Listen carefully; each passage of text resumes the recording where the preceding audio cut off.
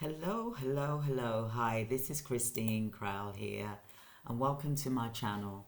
And today I want to talk about the hidden NHS secrets, what they don't tell you. And I think it's important that we are aware of these situations which are positive as well as good.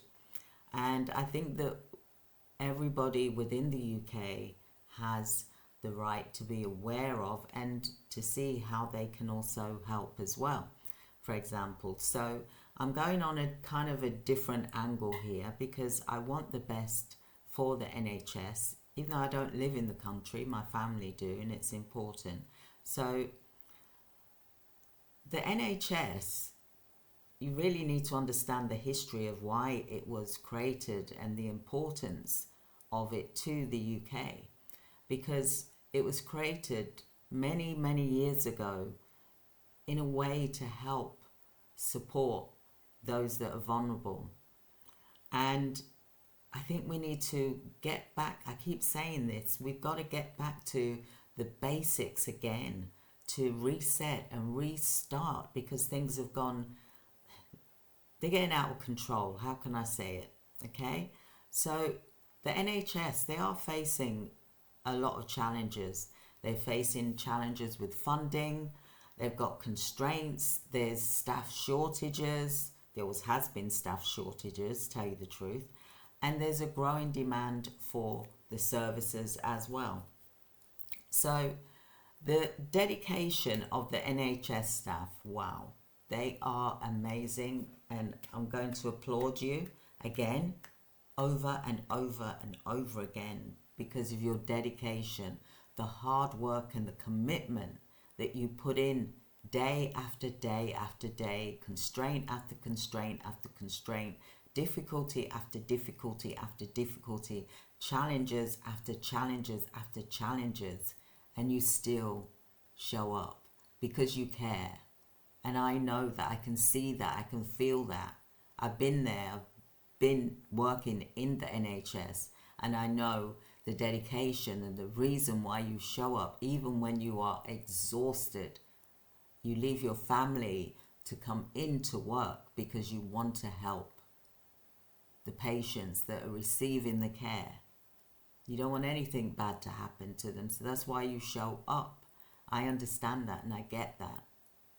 So, like I said, although there's challenges, the commitment to the quality of care that the NHS staff are providing can only go so far, because they can only do so much without becoming burnt out and breaking down.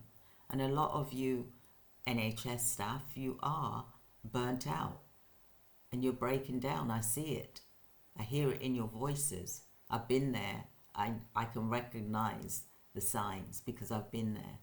And it shocks you to your core when you go home in the evening after a long day work or a shift, a night shift. You are totally drained. Your body feels like it's going to explode.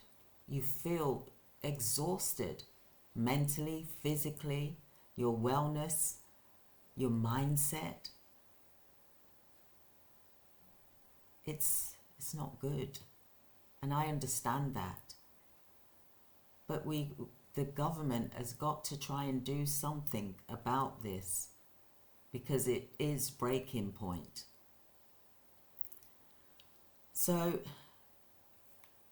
looking at the hidden side, the impact on the government policies and the NHS resources and patient care is really causing a situation to become even more difficult. I can't really see an improvement. I really can't see an improvement straight away. This is going to take probably 5 years maybe before we even see an improvement, or even 10 years. We all have to be realistic, but at the same time, how long can someone continue who is an NHS staff, continue to work at that pace for another 5 more years, for another 10 more years? Is that realistic? No, it's not. How can they do that? I'm glad I can speak like this because I'm not in the NHS and I don't live in the UK, for example. But I know what it's like. I've been there. So the reality is that there's more waiting times. Treatments, access to treatments are really being delayed. And there's even hidden waiting list. Yes, hidden. And the impact on the patient's health is unbelievable. Some people are waiting almost 6 months to a year before they're being seen. I remember when I had my pulmonary embolism when I was in the UK. It was a whole year. I had a bilateral pulmonary embolism and they served me well. Don't worry, I got treated well. But I had to wait a whole year to see what else I needed to have done. That worried me. When you've had something life-threatening and then you've got to wait almost a year to see what they can do for you. Yes, you're kind of out of the danger zone, but you're not. I'll give you my story. Imagine I go in there with a bilateral pulmonary embolism, and that's clots on the lung. I had one on each lung, for example, on the 3rd branch. And I was very lucky that I didn't die. I was a few minutes, I would say, from dying, for example, and they saved me. The NHS saved me, and I'm very grateful to that. This was in 2015. I was trying to start my business and everything. I was working for the law firm. They were very supportive as well. But imagine, as you're leaving, because, you're in the corridor, and then it took hours before I was given a bed, for example, and then I was out. And then they said, oh, you're at 6 weeks risk of having the clot move from your lung to your brain, and you could have a heart attack and die. That's how I was told by one of the nurses, for example. And, I understand how busy people are, and sometimes you don't have the time to talk in a more sympathetic way. So home I go with my medication in hand, worried sick that I could die at any minute. And then I had to be on bed rest. That was the condition that I go home, is that I'm on bed rest.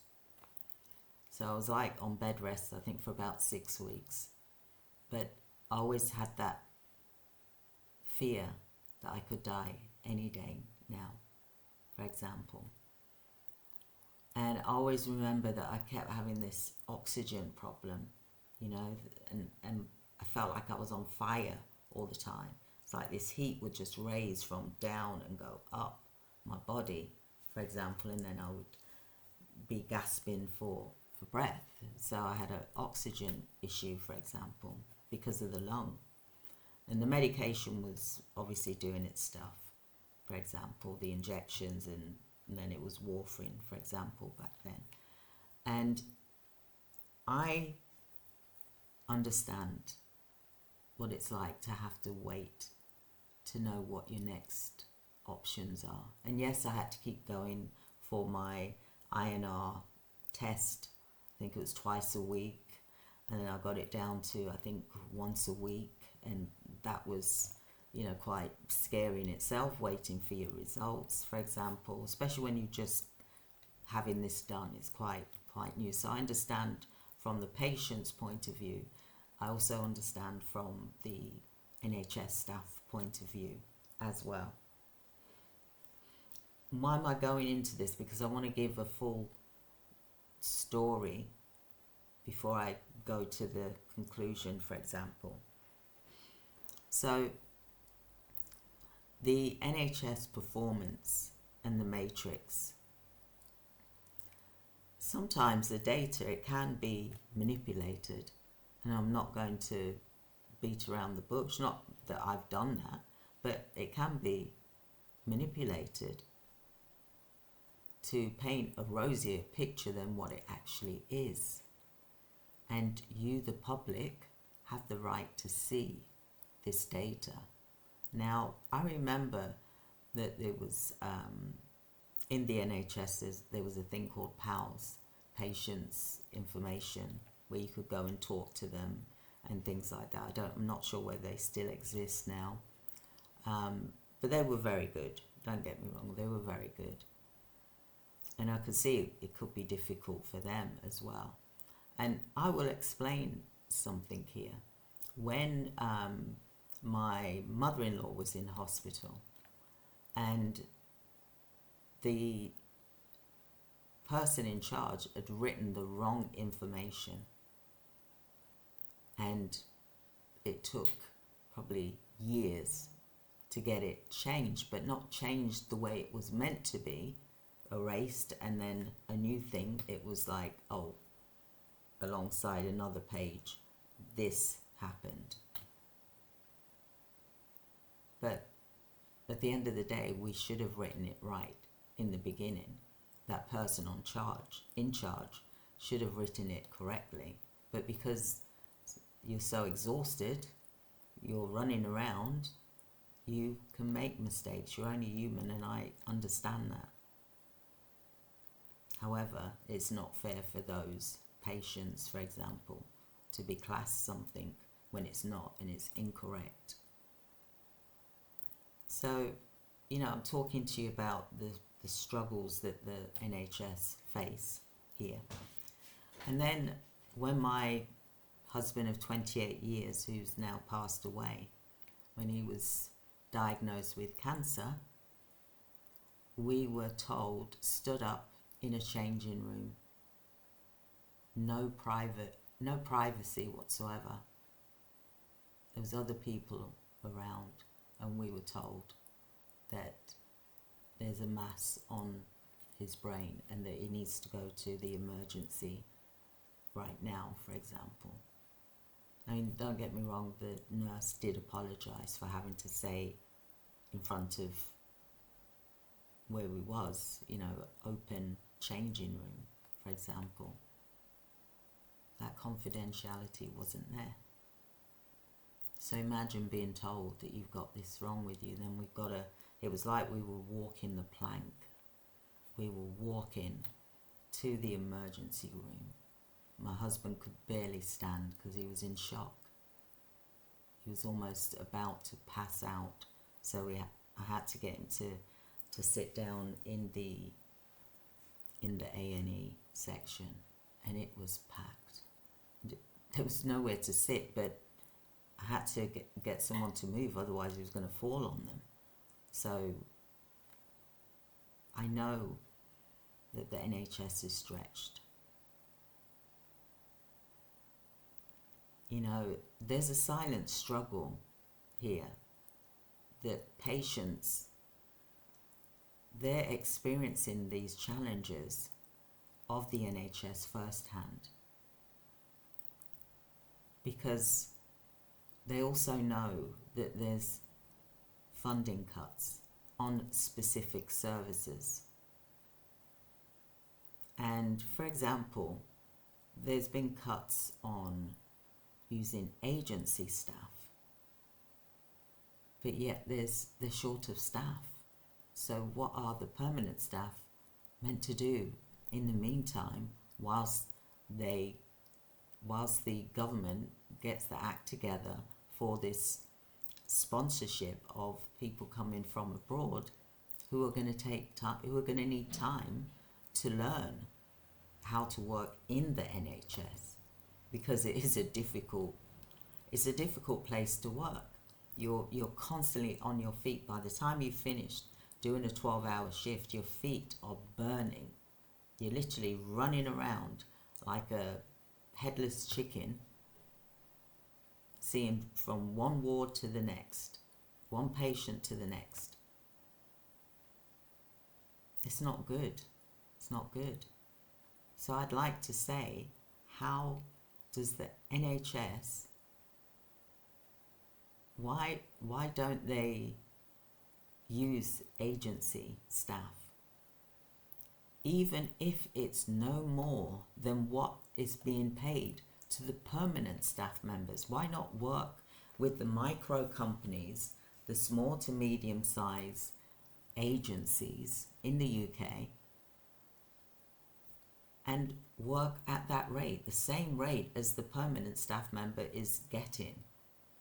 And I mean, i.e., the hourly rate, plus the holiday pay, plus the pension rate, plus the national insurance, plus any sick pay, for example, and any other benefits that they may get.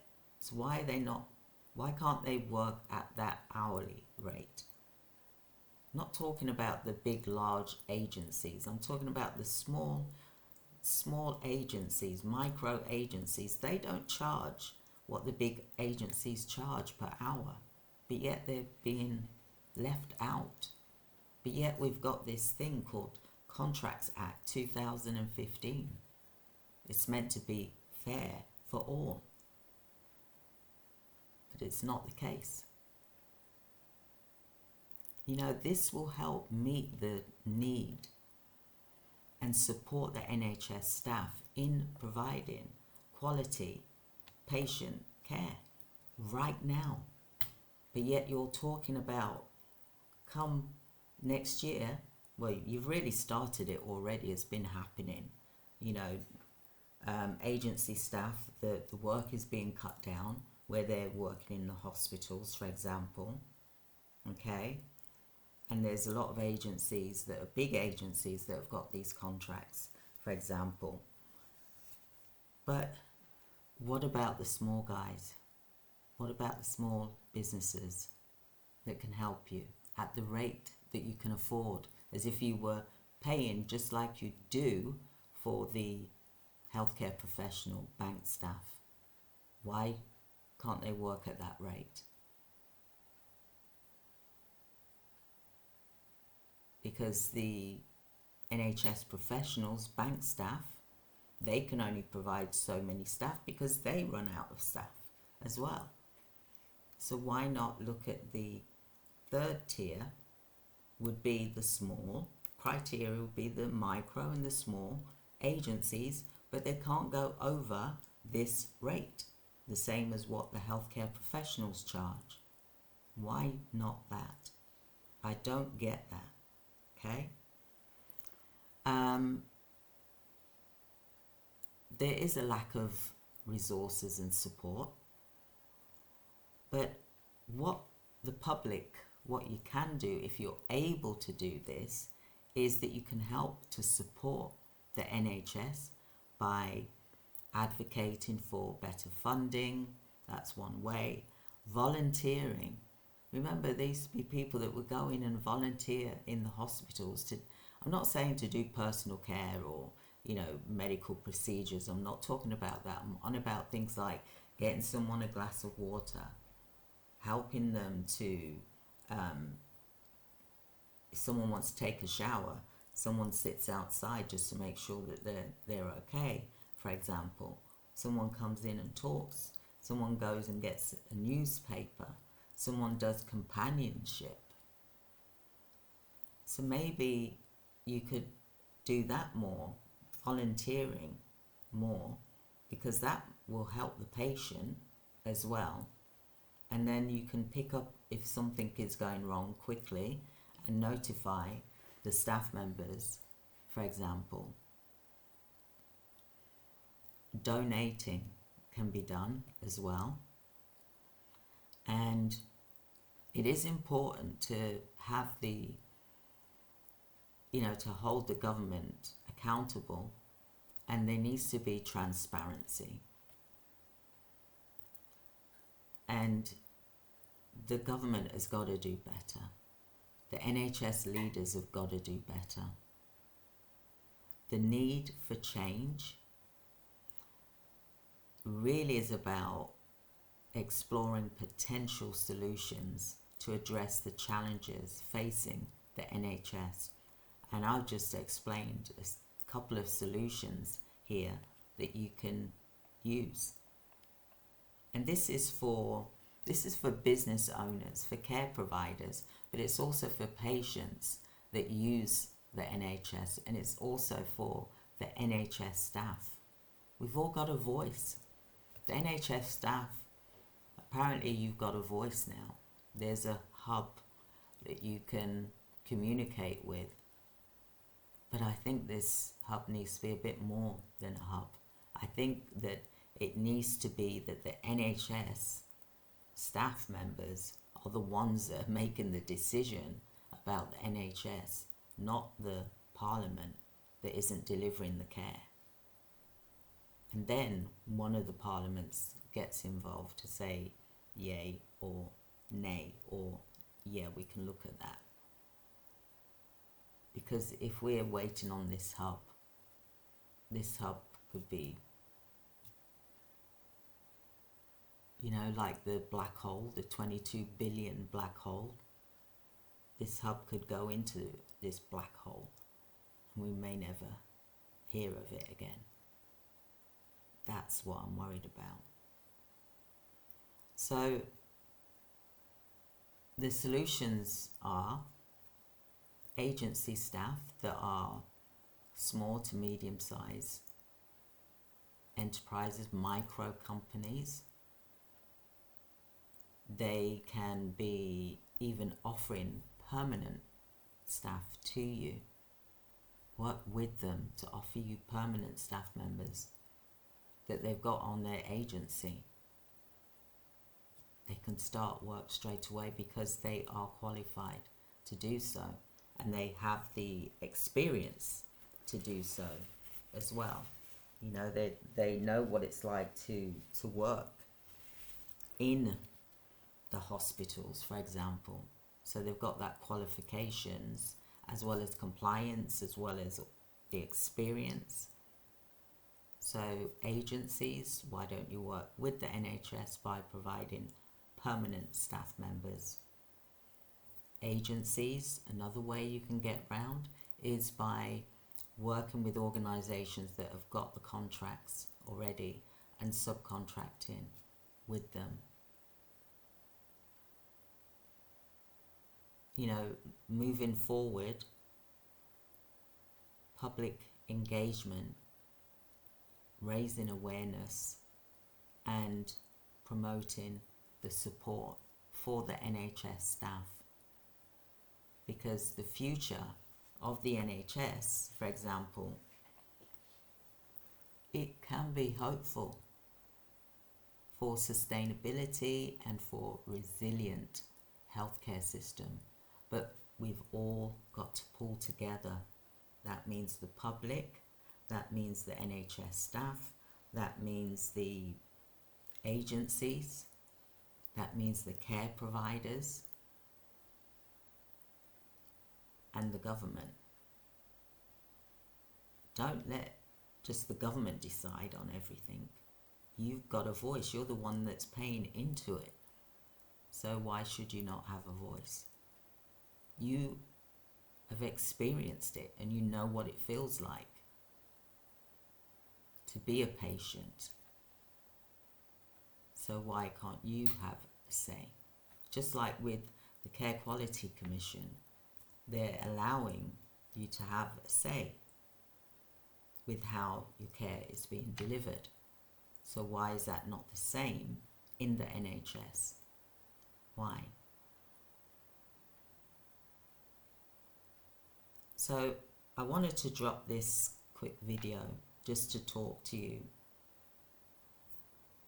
just briefly, just to say about the NHS and some of the things that they won't tell you. And really, we should know. Well, you should know you're in the UK, you're a patient, you use the NHS, you pay for it, or you've paid for it, for example, then you should know the truth, the whole truth, for example. It worries me when I see so much shortage, that the point where they say that they're not allowed to use agency, but yet they're burning themselves out, and then they're leaving, or they go off sick, or they have a mental health breakdown, or they become ill and they can't come back to work. That worries me. So let's look at working collectively as a whole to help this situation that is in dire need. It really is. And yes, there's the technology that they're putting money into, healthcare technology, but how is that going to work long term? Because it's a long term plan. It's not something that's going straight in there now. And I'll tell you right now, when I was in the States visiting my brother, my twin brother, who's passed away now, he was in the hospital, and there was a robot in the room with him because he was, high needs, for example, intensive care, for example. And it wasn't a robot, it was someone behind the nurse's desk that had all these television screens, seeing each room, each ward, for example, each private room, should I say, or patient room. And then the robot would speak if my brother tried to get up to go to the toilet, because he needed to go to the toilet, for example. He rang the bell, no one came. I got up to help him, and I was told to sit down. Not in a nice way, but raised voice, sit down. And I thought, oh. And my brother said, this is how this robot speaks to me. I'm thinking, that's not care. They had one staff member, this is in America, I'm not talking about the UK, but I want to give you an example of robots coming in, for example, because it's scary.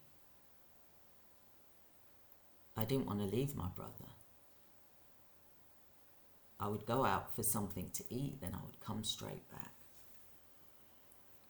Because you'd ring the bell for, you need to go to the bathroom or whatever, or pillow needs fixing or whatever, or you want to get from the bed to the chair. And no one came for ages. By that time, he would have had an accident, for example. That's not care, is it? It's not. And one person covering a whole ward is not enough to deal with, say, 22 patients on a ward. On a floor, that's just on a floor. Okay? So how is that better care? That is a robot, it's technology, right? So how can that be better care? So I'm a bit worried about that. In America, it's there, the robots are there, but really they're robots, but they've got like a monitor, and that monitor can see 360 degrees in the wall in the room. Apart from the bathroom, you get privacy when you're in the bathroom. But and you could be sitting there all by yourself all day, and nobody comes to you because there's a robot in the room. The only time they'll come in is if it's medication, for example, medication, or say if you say you want to go to the toilet, then you ring the bell, then they don't come straight away. Sometimes it could be too late, or sometimes you could be in such a state that you rush in that you could actually fall as you're going along. That's not care, is it? So I pray that this doesn't happen in the UK, because I've seen it in America. There's these robots that are in a room with people that are vulnerable. And then there's a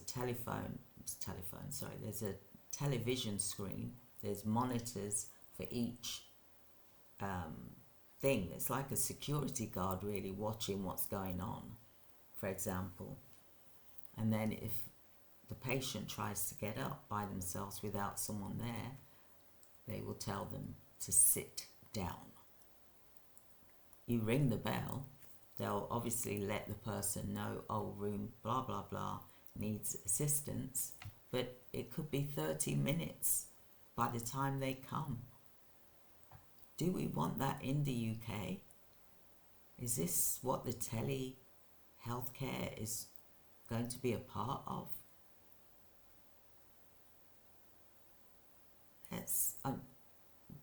I'm being truthful here. Let's think about that. Is that what you want for the NHS? No. They say it's meant to prevent falls. It's meant to see to patients that have got high needs, that are critical. Which I understand the thing behind it is applaudable, it's good. But in practice, it doesn't work at all. As a matter of fact, it leaves them vulnerable, even more so, just because they want to save money in that regard, but yet they'll spend all of that money on these robots, which will take how long to get their money back, I do not know. And it's got to be maintained at a hub. You've got the nurses station with the television screens, but you've also got these hubs that are there to support those that are at the nurses station, for example. I'm telling you what it's like at the moment. And is this a hidden secret in the NHS?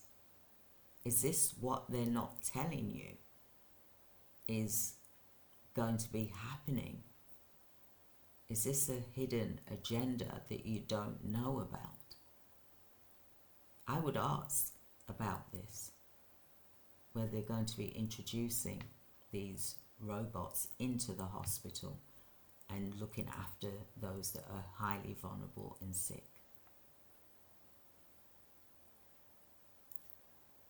I just wanted to drop this video quickly just to give you another take on maybe some of the hidden NHS secrets and what they're not telling you about part of this 10-year agenda. They talk about telehealth, they're putting a lot of money into telehealth. In America, they've already done that. You know, America's always the first thing for things. It's in the private hospitals, for example. You know, and yes, they can help, but on certain things like medication runs, go and pick medication up from the pharmacist, go and give it to the charge nurse, etc., the medication. Yeah, they're good for that, but not for sitting with patients. Come on. You'd rather have a they call them sitters. You'd rather have a sitter there talking to you than a robot in the corner just looking at you. It's got legs. It's just looking at you, and it's got this big sort of TV head. Not TV head, but a rounded head kind of thing. Do you want to see that in the corner of your room if you're